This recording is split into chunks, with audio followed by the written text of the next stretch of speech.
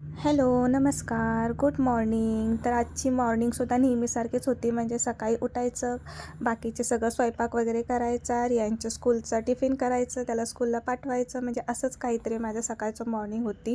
आणि आहे ना, काही कारणास्तव आहे ना, आत्या-मामांना जरा आहे ना बाहेर जावं लागते. त्यामुळे ते आजसुद्धा गेले होते आणि रियासुद्धा स्कूलला गेले होते आणि रियांचे डॅडासुद्धा बाहेर ऑफिसला गेले होते. त्यामुळे आज घरामध्ये मी एकटीच होते. मग काय म्हटलं, बाकीची सगळी कामं आहे ना मी नंतर करणार होते. पहिला बेड आवरून घेतला आणि आहे ना बाकीची सगळी कामं मी नंतर केली. म्हटलं आधी पहिल्यांदा पेटपूजा करून घेऊया, म्हणून इथं मी जेवण करायला बसले. तर आत्यांनी आज केली होती हुलग्याची भाजी आणि मटकीच्या डाळीचा डाळकांदा केला होता. मग मी आहे ना ते जेवण करता करताच आहे ना मला 1-2 व्हिडिओ एडिट करायचे होते, ते मी करून घेतले आणि म्हटलं चला आता किचनमध्ये घेऊया.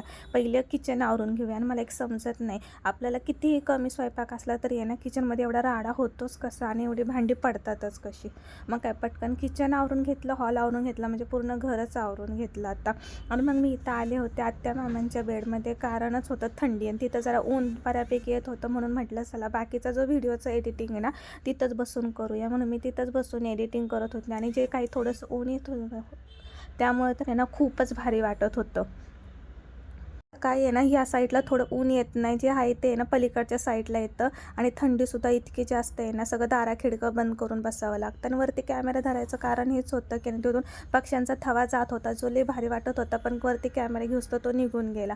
मग काय दुपार कधी झाली आणि रियांच्या यायचा टायमिंग कधी झाला समजलंच नाही. मग मी इथं आवरत होते आणि मला तेल लावायचं होतं म्हणून बॉटल घेतली, तर ते एवढं तेल गोठलं होतं. ह्याच्यावरून मला आहे ना लहानपणीची आठवण आली की आहे ना लहानपणीसुद्धा असंच तेल गोठायचं आणि आपण आहे ना आपल्या मम्मीला म्हणायचं की गरम करून दे. म्हणजे एवढी लहानपणी थंडी असायची आणि आत्तासुद्धा अशी थंडी वाढली, बघूनच खूप भारी वाटलं.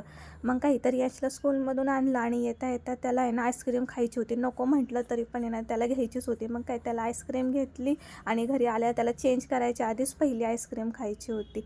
मग काय त्याला म्हटलं खा आईस्क्रीम, मग तुला चेंज करते. आणि मग आम्ही जरा झोपलो आणि दुपारी उठलं, मला जे दळण करायचं होतं ते करून घेतलं.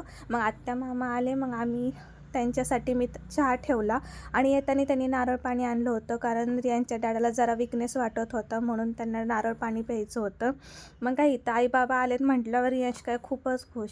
मग काय तो त्यांच्यासोबत खेळत होता, म्हणजे हे ना डोनट म्हणून त्यांच्यासोबत खेळत होता. आता एवढं सगळं काम झाल्यानंतर रात्रसुद्धा कशी झाली ना समजलंच नाही. आधीचं काही शूटिंग केलं नाही एवढं, कारण थोडे गडबडच होती. मग काय संध्याकाळी रियांचा आहे ना सगळा होमवर्क करून घेतला, त्याला होमवर्क करायला खूप आवडतं. तर असं होतं आजचा माझा दिवस. Okay, bye.